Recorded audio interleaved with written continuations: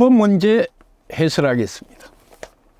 전기 설비 기술 기준에서 보호장치의 특성 중 지지효주, 일반적으로 사용되는 저압용 효주, 용단 특성이다. 빈칸을 채우시오. 2회차 여러분들이 시험 문제를 보셨을 때 배선용 차단기의 주택용과 또 그 배선용 차단기의 손시 드립 전류의 형식, 이런 거에 대한 문제가 출제되었습니다. 이거는 그 조항에 같이 있는 조항입니다. 그래서 지지 휴지에 관한 문제를 예상 문제로 가지고 오고 여기에 대한 주변 설명을 아울러 같이 드리겠습니다. 우리 일반적으로 이 지지 휴지는 휴지의 용단 특성, 지지 휴지입니다. 분기 회로가 4A 이하일 때 4A를 초과하여 16A 이하일 때 16A를 초과하고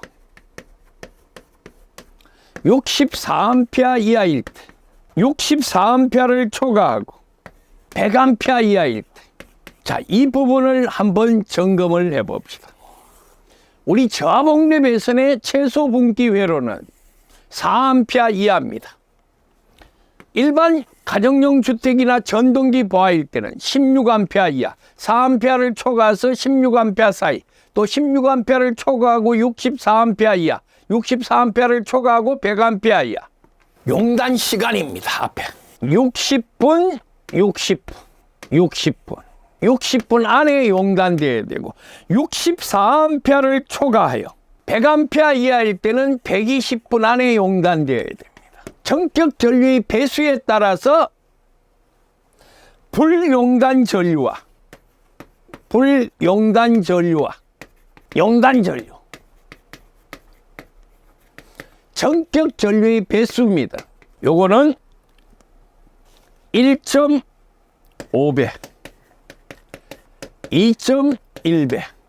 즉 다시 하기 위해서 4A 이하일 때는 60분 안에 용단돼야 되고 1.5배 이하에서는 용단돼서는 아니 되고 2.1배에서는 용단되는데 그 용단 시간이 120분이라는 얘기입니다. 자, 그러면 예를 한번 들어서 요걸 설명을 해볼게요. 10A, 16A 이하를 한번 봅시다. 16A 이하는 요거는 1.5배가 그대로입니다. 여기는 1.9배입니다. 그러면 예를 한번 들어봅시다. 10A라고 가정해 봅시다. 10A.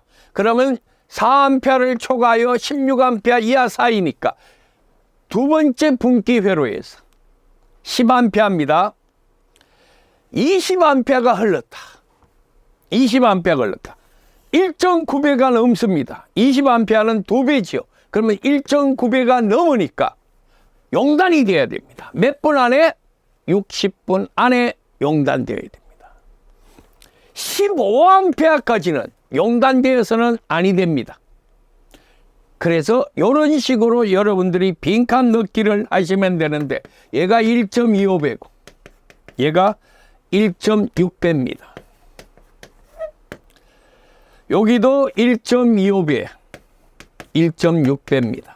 그래서 우리가 일반적으로 16A를 초과하여 64A 이하와 64A를 초과하고 100A 이하일 때는 불용단 전류가 1.25배, 용단 전류가 1.6배에서는 용단되고 얘는 60분 안에, 밑에 있는 64A와 100A 사이는 120분 안에 용단되는 특성을 가져야 됩니다. 그래서 지난번 시험과 같이 빈칸 넣기가 나온다면 이 부분과 이 부분, 또 이 부분과 이 부분, 이 부분과 이 부분, 이 이하는 1.25배의 60배가 200A까지는 동일합니다. 그래서 전격 전류의 배수에 관한 지지 휴지의 용단 특성을 여러분들이 기억하셔야 됩니다. 지난번 시험에 보시면 손시 트립 전류의 형별이 나왔습니다. 3IN 전격 전류의 3배에서 전격 전류의 5배 사이, 이때는 얘가 B형이고, 또 전격 전류의 5배를 초과하여 10IN 10배 이하일 때 C형이고, 10배를 초과하여 10IN을 초과하고 20IN 이하일 때 D형이다. 이래서 이 형을 묻는 문제가 바로 직전에 출제되었습니다. 또 여러분들이 알고 계셨던 내용 중 하나가 배선형 차단계에 대한 특징이었습니다. 주택용 64A 이하일 때 1.13배, 용단은 1.45배,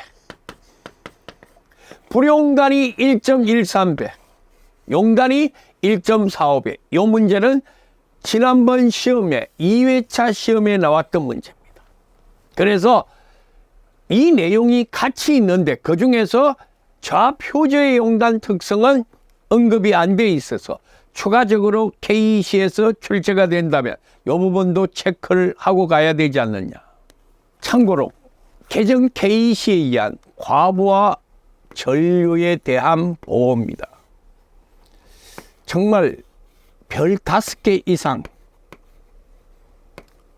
올 후반기 3회 시험이나 내년 전반기 1회 시험에 반드시 출제되어야 된다고 강조하고 싶은 문제입니다. 지금까지 KEC에서 나왔던 그 어떤 파트보다도 과부하 전류에 대한 보호장치가 가장 중요합니다. 그 내용을 설명드리면 일반적으로 회로의 설계전류,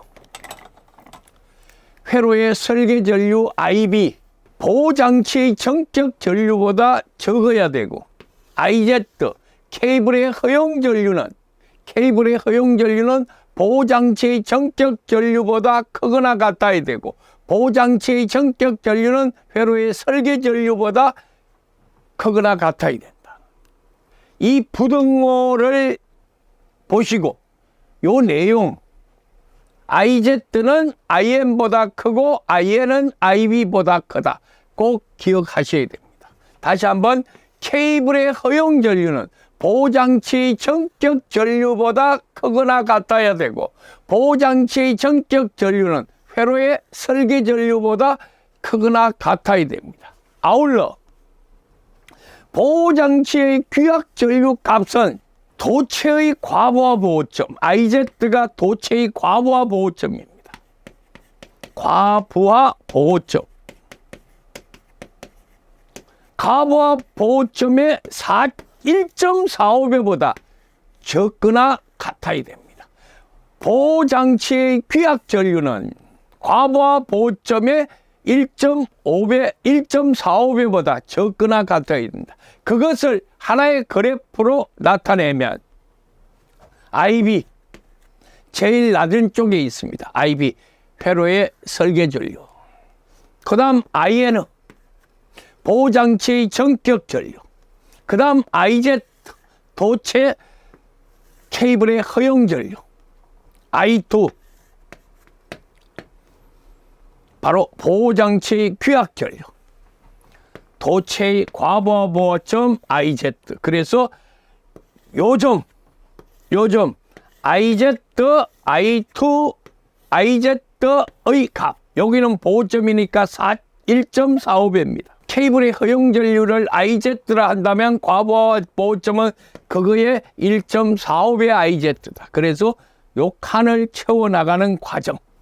그래서 과부하 보호장치의 설계 조건을 여러분들이 한눈에 바라보면서 이해하고 빈칸을 넣을 수 있고, 어느 게 어느 것보다 크다.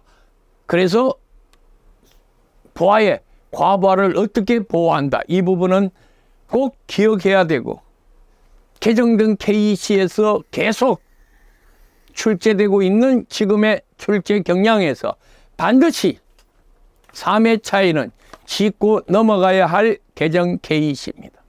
문제 10번으로 이어가겠습니다. 다음 회로에서 소비되는 전력은 얼마인가? 지금 여러분들이 보시는 이 내용의 지금까지 출제 경향을 분석하면 삼상의 단상 전력계 2개를 갖고 전력을 측정하는 이 전력계법, 그 다음 단상에서 전류계 3개와 전압계 3개를 갖고 전력을 측정하는 3전류계법, 3전압계법, 이런 것들이 시험 문제에 출제되었습니다. 3전압계법, 3전류계법. 또 지금처럼 이런 유형의 문제, 이런 문제들은 회로 이론에서 회로 이론을 바탕으로 한 계산형 문제입니다. 이 문제도 자주 출제되고 있습니다만 최근에 비정연파에 관한 문제, 성간의 상고조파가 나타나느냐 안 나타나느냐, 상고조파에 관한 문제, 외형률에 관한 문제, THD 외형률에 관한 문제, 또 시력값을 계산하라, 순식값을 주고 시력값을 계산하라, 이런 문제가 바로 비정연파에 출제됐던 문제. 이런 계산형 문제는 주로 삼상에서 자주 출제되고 있습니다. 거두절미하고 이 문제를 먼저 해설하고 보충 설명을 하겠습니다. 삼상 소비 전력은 얼마인가? P는 I자성 R의 3입니다. I는 저항에 흐르는 전류입니다. 이게 델타 결선이든 Y 결선이든 전혀 상관이 없고 이 I는 저항에 흐르는 전류입니다. 그래야만이 저항에서 소비되는 전력, 단상이 아니고 삼상이니까 앞에 3을 넣습니다. 더 정확하게 표현하면 Y나 델타 결선입니다. 자, P는 3에, I는 Z분의 2의 제곱의 R입니다. P는 3에, Z는 24-J32. 조금 특이한 문제입니다. 지금까지 우리 일반적인 보아는 다 유도성 보아가 출제됐는데 얘는 지금 -J 용량성 보아가 나왔습니다.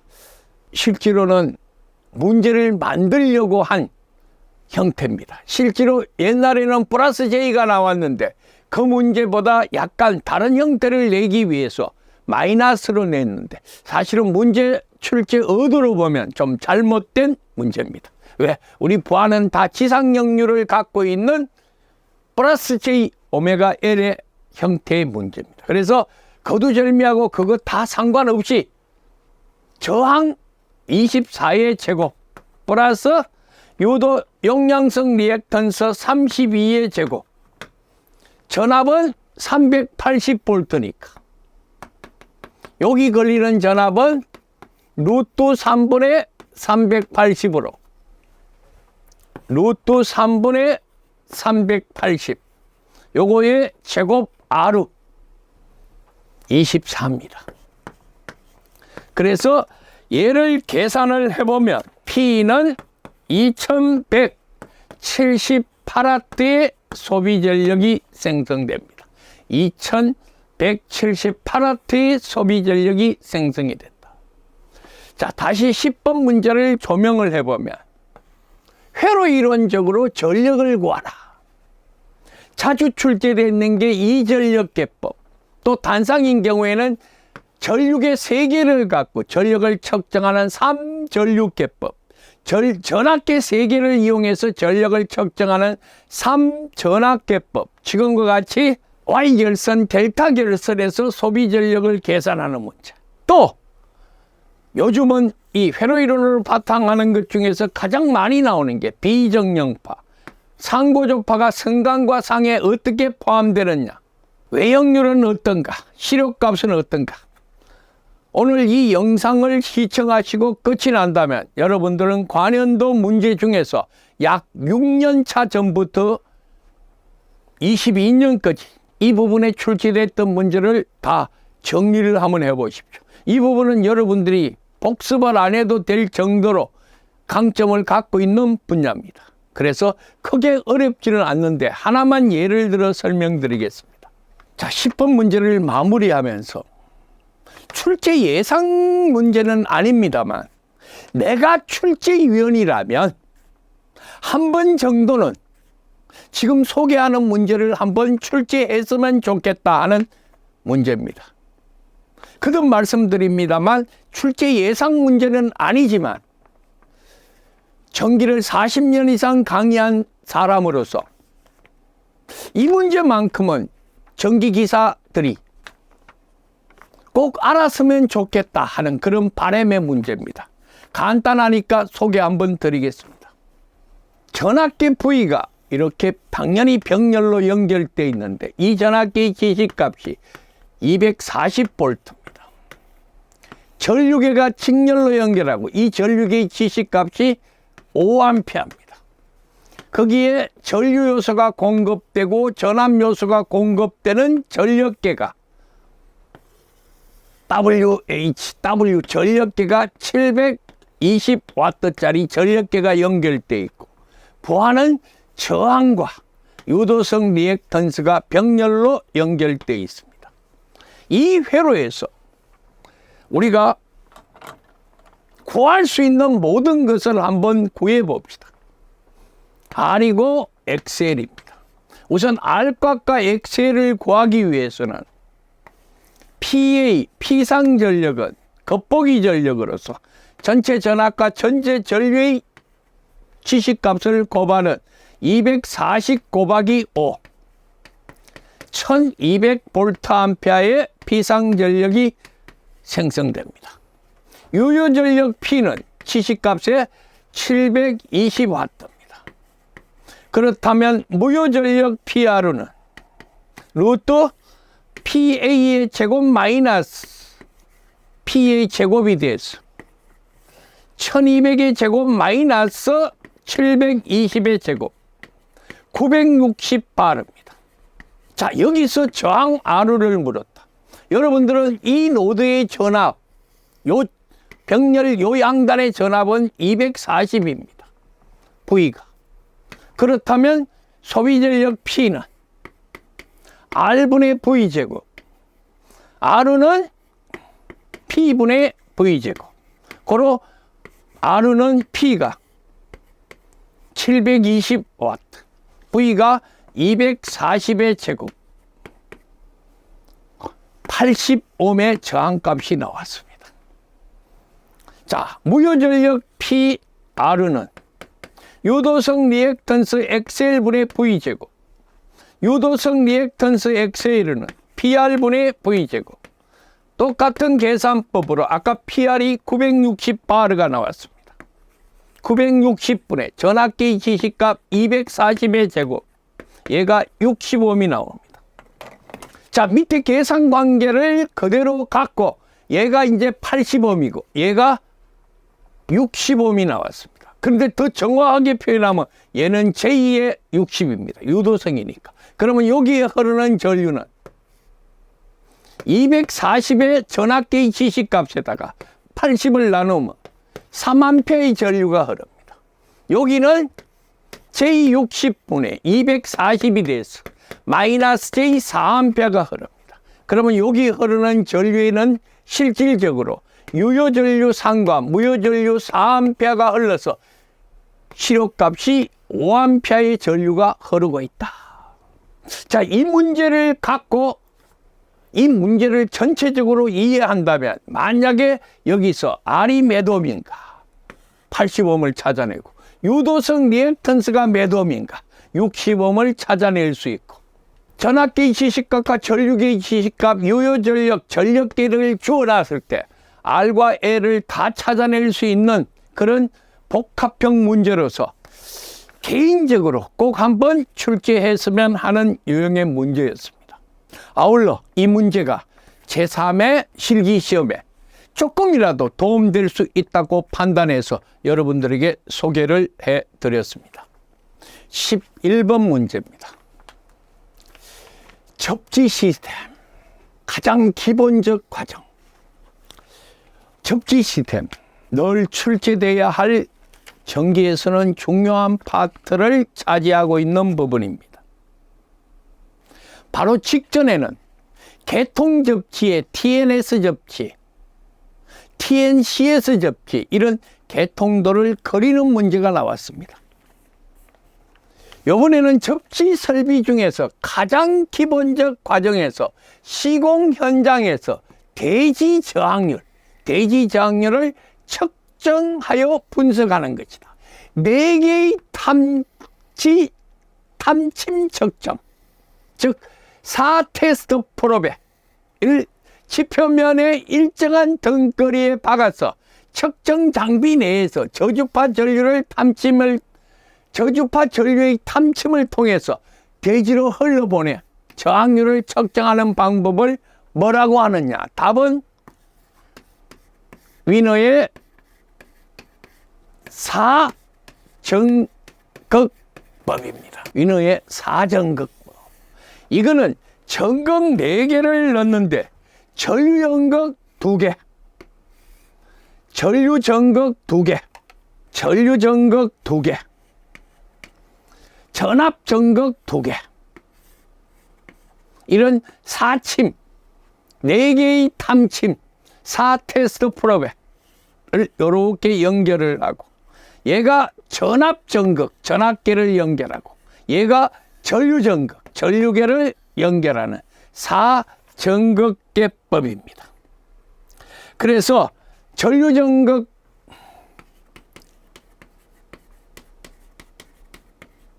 전압전극,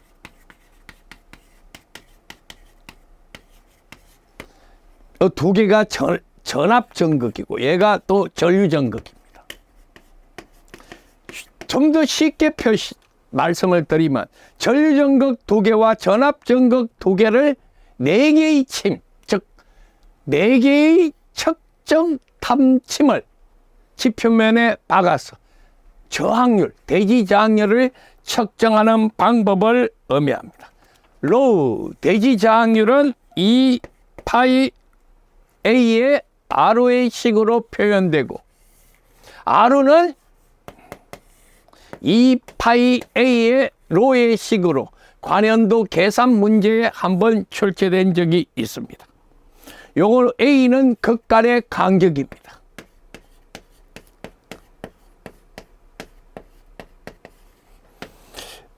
여기서 이야기하는 로가 바로 흙의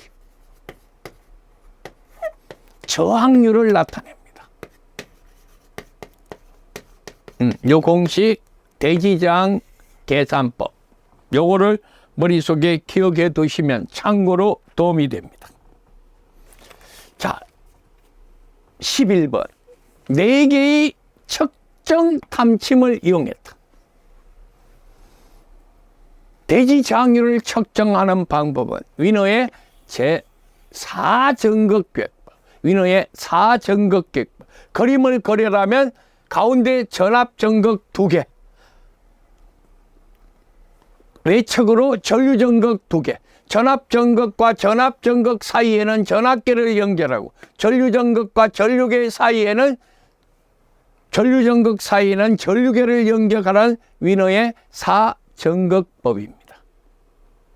이것 말고도 옛날에 측정하는 방법이 있습니다만 최근에는 여러분들이 다 잊어버리고 위너의 4전극법만 기억해 놓는 게 좋습니다. 아울러 흙의 저항률, 로우, 2파이 A의 R, 요 공식을 기억해 놓고, 여기서 A는 극간의 간격을 의미한다. 극간의 간격을 의미한다. 12번으로 이어가겠습니다. 12번 문제도 매년 전동기 기동 방식에 대해서 1년에 3번 기사 시험 중에서 한 번 정도는 꼭 출제가 됐던 내용입니다. 특히 농력 유도 전동기입니다. 기동 방식이 크게 4가지가 있습니다. 전전압 기동, 5에서 15kW까지 Y델타 기동, 지금 문제로 나와 있는 리액타 기동, 그 다음 기동 보상기 기동.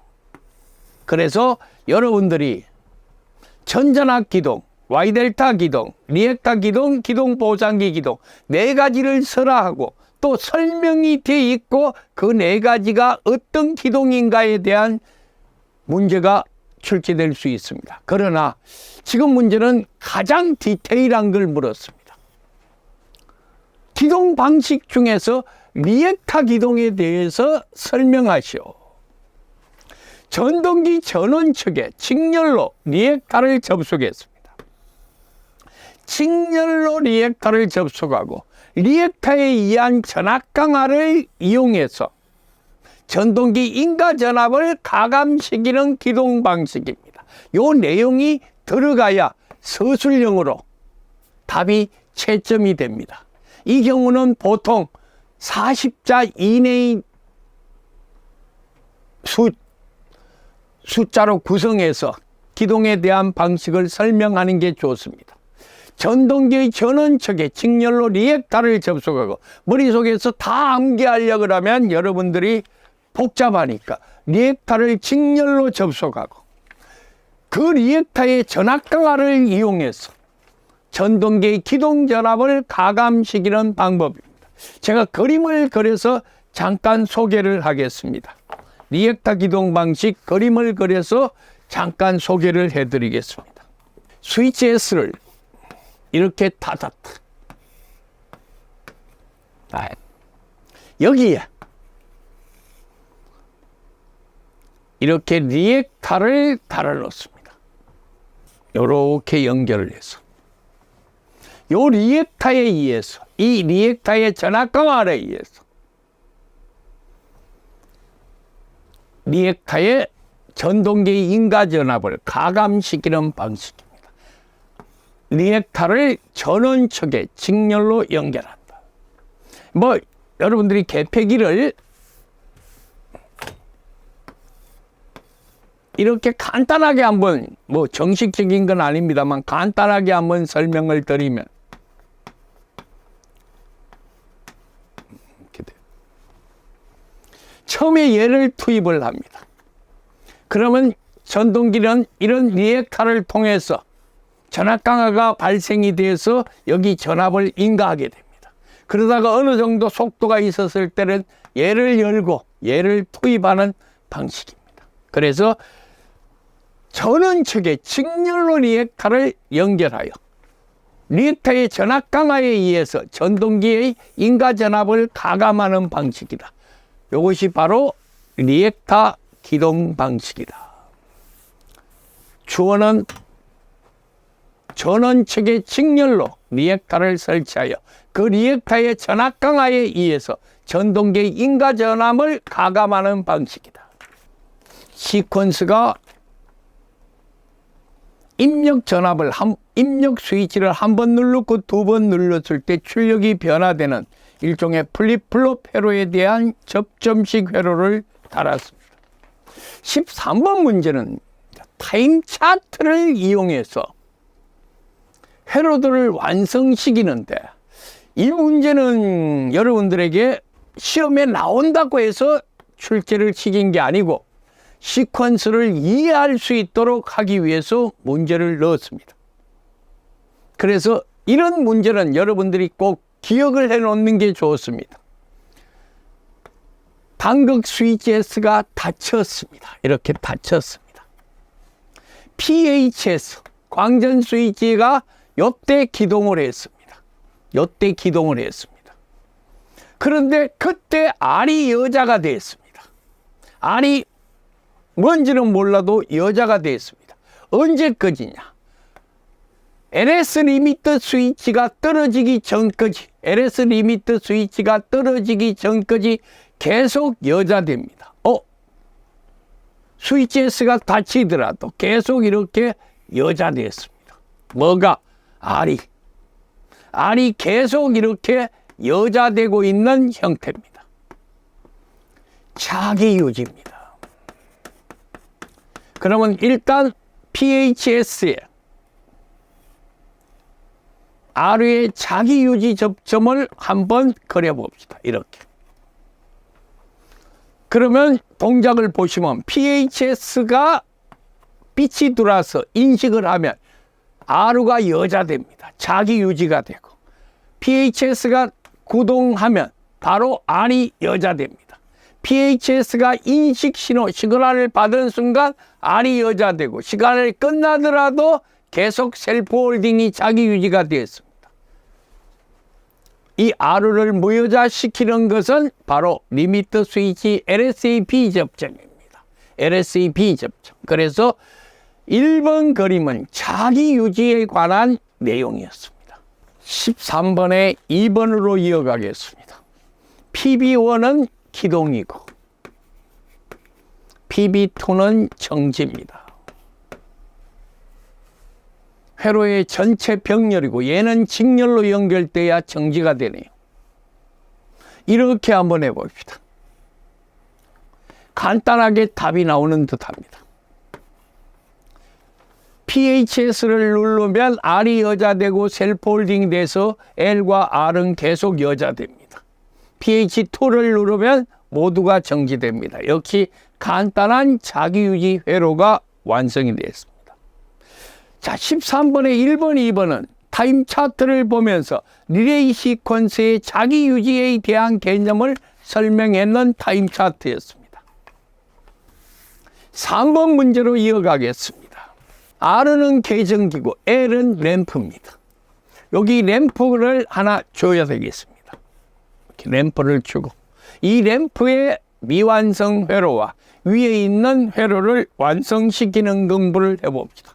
우선 PB를 누르면 R이 여자되고 이끄지 자기 유지됐습니다. R이 여자되고 이렇게 자기 유지가 되고 있습니다. 자, 다음입니다. PB를 누르면 R이 여자되고 손 띄더라도 계속 자기 유지가 됐습니다. 물론 자기 유지가 되다가 R이 무여자되는 순간은 리미터 스위치 LS1을 건들 때입니다. 자, 그렇다면 요번에 이 램프가 불이 들어오는 경우를 보십시다. 램프가 불이 들어오는 것은 R이 여자되고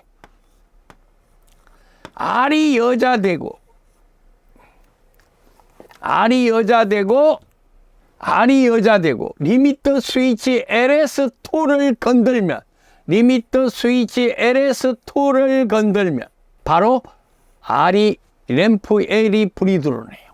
자, 이 회로가 완성되었습니다. 요거는 자기 유지가 있고 리미터 스위치를 2개 썼습니다. 하나는 R의 정지용 리미터 스위치고 하나는 LS2는 램프 L의 기동용 스위치로 되어 있습니다. 동작 상황을 다시 한번 설명하면 PB 타임 차트적으로 설명하겠습니다. PB를 누르는 순간 R는 여자되었습니다. 누르는 순간 R는 여자되었습니다. 그리고 계속해서 여자되는데 리미터 스위치 LS1을 눌러버리면 R는 무여자됩니다. 눌렀을 때 R는 무여자되었습니다. 그 다음에 램프 L이 불이 들어오는 걸 보시면 램프 L이 여자돼서 점등되는 걸 보시면 R이 여자되고 뭘 건드렸을 때 리미터 스위치 LS2A 접점을 건드려야 램프 L이 여자됩니다. 그래서 램프 L의 기동은 리미터 스위치 LS2입니다. LS1의 기능은 R를 무여자시키는 거고 LS2의 기능은 L을 점등시키는 기능을 갖고 있습니다. 13번은 자기유지, 기동정지에 관한 리미트의 기본 원리, 리미트 접점의 기본 원리와 타임 차트를 회로도로 꾸며내는 그런 능력을 묻는 문제입니다.